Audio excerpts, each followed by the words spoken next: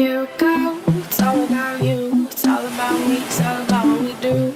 Making art, you and me, trying to find something to believe. Because I'm running wild, I ain't running free. Still got a lot of shit left to see. Bad guy. Everyone keeps looking at me like I'm the bad guy, but I'm not the bad guy. Well, you're not the good guy. Ah, that's for sure. You're not a good person, Rue.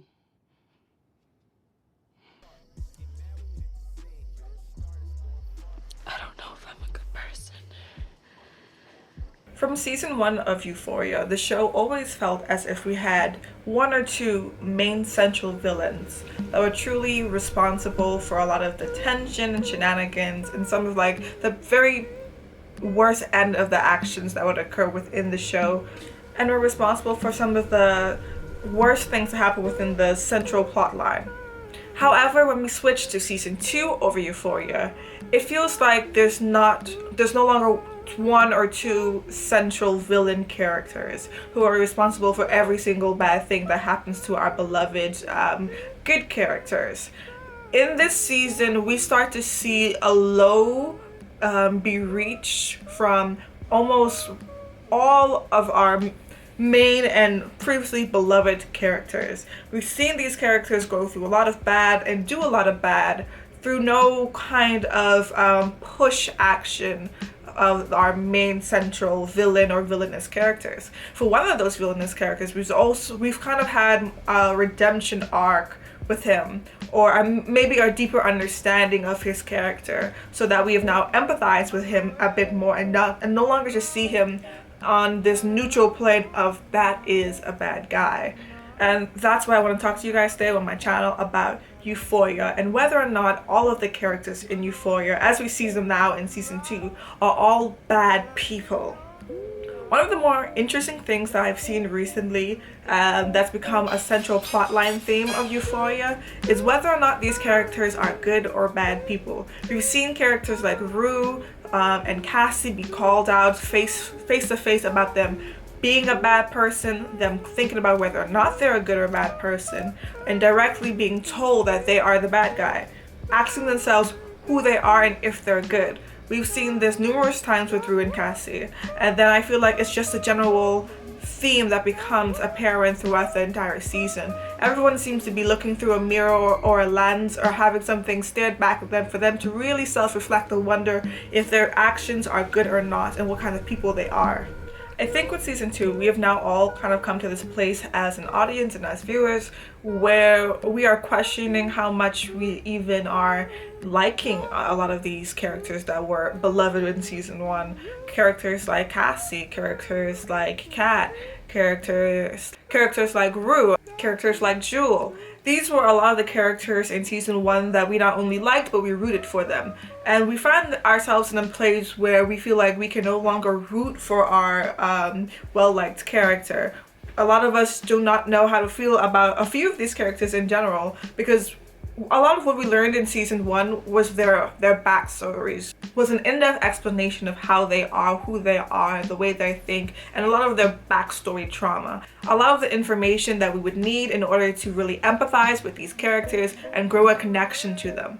However, in season 2, we're not really being explained who the characters are anymore, more it's just following them and their actions. And with following their actions now in the future more than focusing on their past and their build-up as who they are as a character, we're seeing how they're acting now as the characters we already know. Of course, we still like them because of the connection we've garnered from season 1, but in season 2, it's a bit weird and puzzling to know that the person you like is doing things that you don't agree with. I think one of the more interesting things we've seen lately with TV shows and TV series and movies are movies and shows focusing on the anti-hero, forcing us to empathize with a person who, if shown in a TV show or a movie that they are in, from the perspective of another person, a main character who we've had a journey with, a connection with, and who we probably would root for above many others.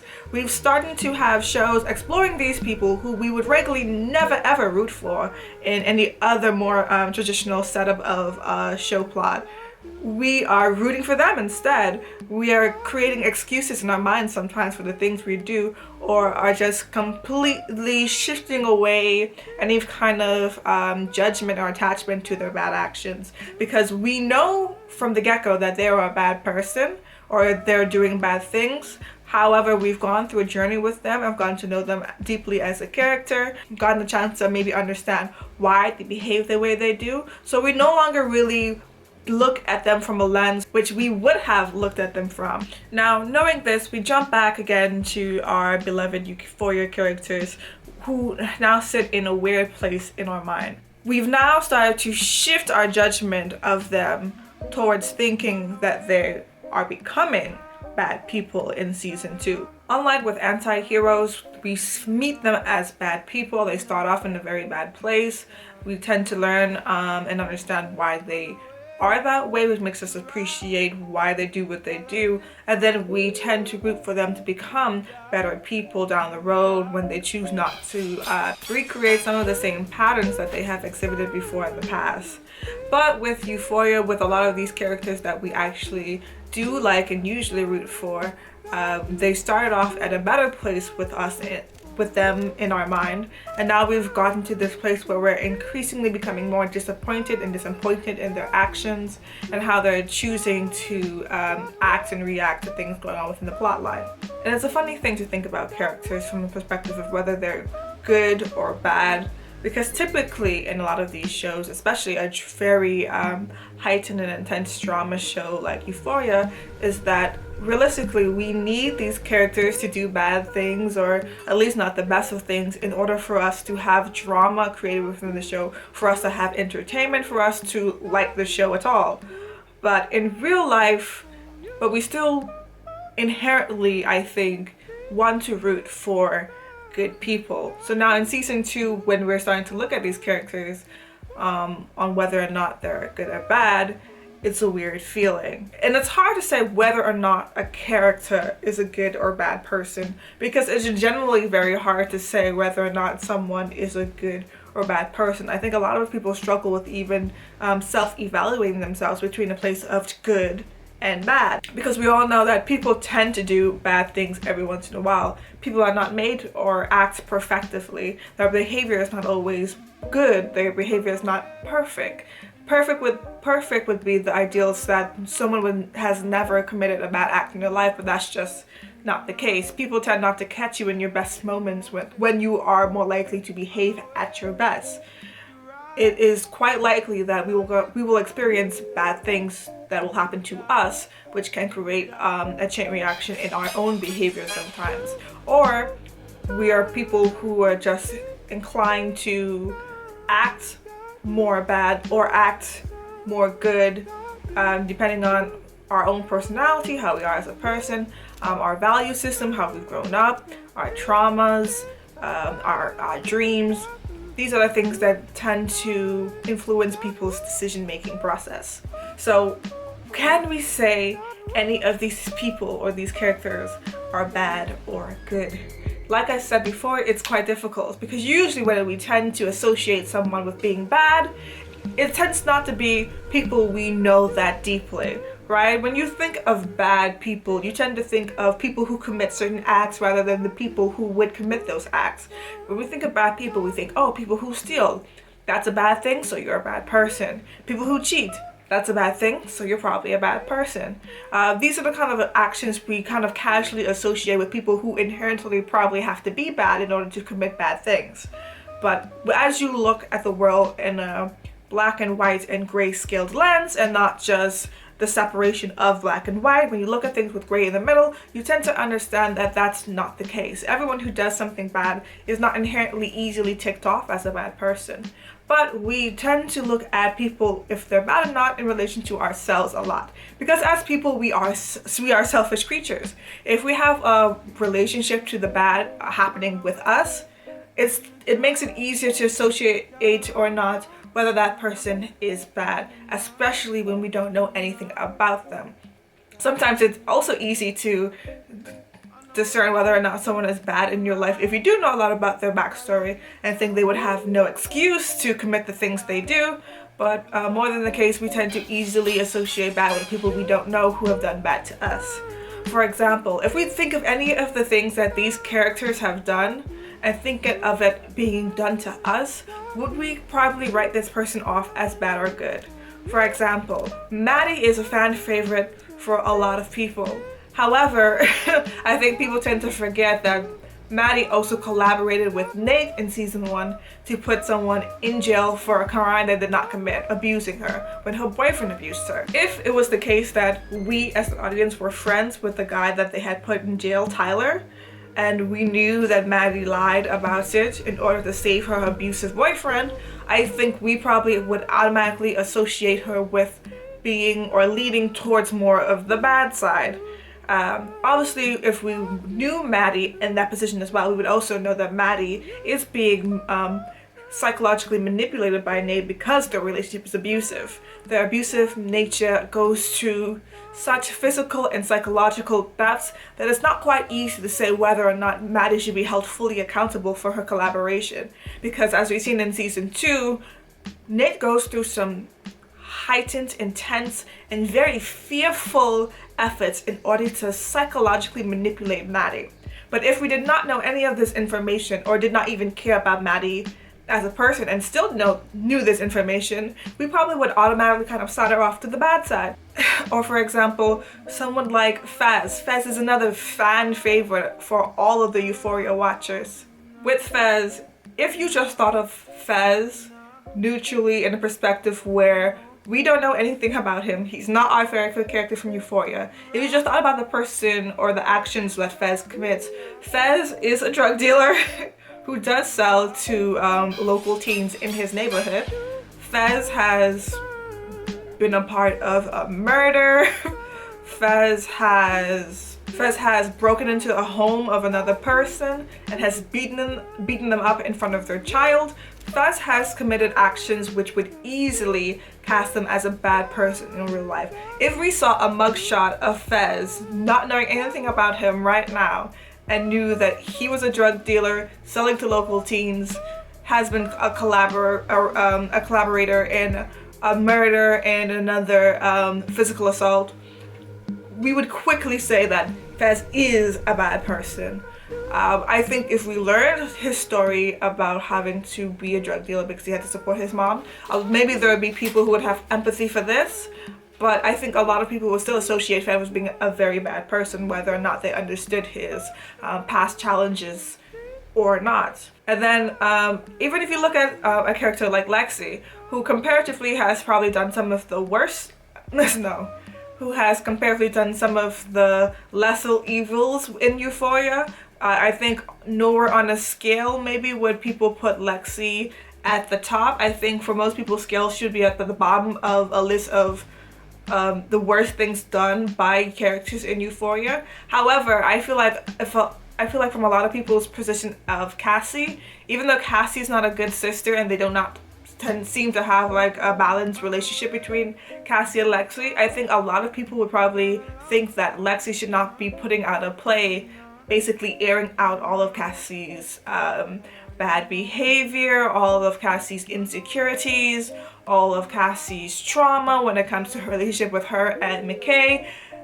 I don't think many people would agree with having Lexi in a way kind of release stress and vent and rant out her feelings through publicizing all of Cassie's life and history. She's basically writing a diary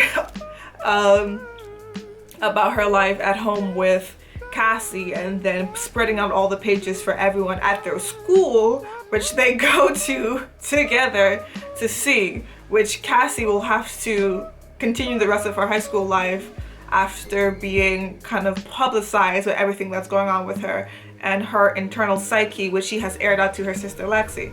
Most people would say that's the kind of stuff you keep to the family, or you keep to yourself, or you tell to a therapist or to a friend. You don't publicize that knowledge for the world to see. Most people would not side with Lexi in that, but because Lexi is a fan favorite and we also have these other characters to compare her to that have done some of the worst things in Euphoria, we tend to see Lexi in a totally different light from these other worse people. We tend to see her more as one of the good guys. However, it's kind of hard to see how any of these characters are good people when they're constantly doing bad things. And when these bad things that they are doing, if we didn't know them and love them because of the connection we've made with them in season 1, we would probably view all of these characters as bad people. So it is a hard thing to say whether or not someone is a good or bad person. I wouldn't say confirmatively whether or not these characters are bad. However, I would say that you cannot call a lot of these characters good people with the way things are right now. I cannot call Cassie in good conscience a good person. I cannot in good conscience call Rue really a good person, because she's dealing a lot of with Rue's issues is related to her addiction and her mental health illnesses. However, you can't erase what she's done despite the fact that we know that it's not completely her fault. She cannot be completely held accountable for her actions. Her actions still have a vast array of consequences for herself, for her family, and a lot of the people who she says that she loves.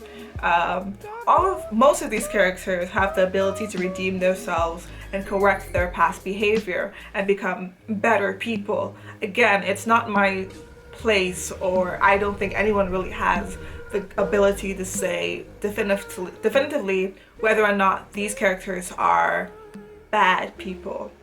You can't really call them good people, but you can't quite strike them off as scum at this moment. I do think, though, there's probably one character in particular that most people would agree is a bad person, hands down. Neutrally, within Euphoria, outside of Euphoria, I think everyone thinks that Nate Jacobs is the scum of the earth. He's the worst person ever to exist.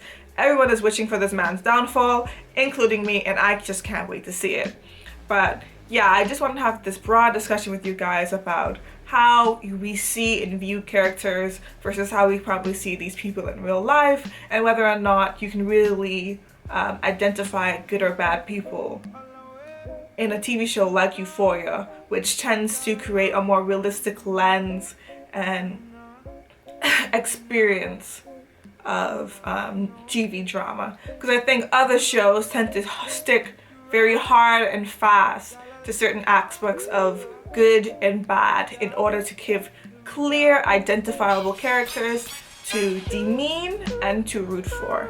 But with Euphoria, it is quite a mixed bag of more realistic people doing good and bad things, and us enjoying them and wanting to root for them and being disappointed with them. We go through a roller coaster of emotions with Euphoria, which just sets it apart from a lot of the other shows.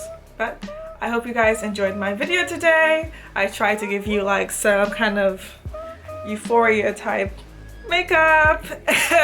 Have on my little Gucci dress. Look like I could blend in with Euphoria High School. But that has been my video. This has been Britannia. I hope you guys like my channel. Leave a comment down below about what you think. If you can rate the Euphoria characters from good to bad, please tell me your rating. List the characters who you say are the bad and the worst, and I would love to hear an explanation why you've put them in that order, and then we can debate in the comments respectfully, please. But that's all for me today, and thank you. Bye. Here we go, it's all about you, it's all about me, it's all about what we do. Making art, you and me, trying to find something to believe. Because I'm running wild, I ain't running free. Still got a lot of shit left to see.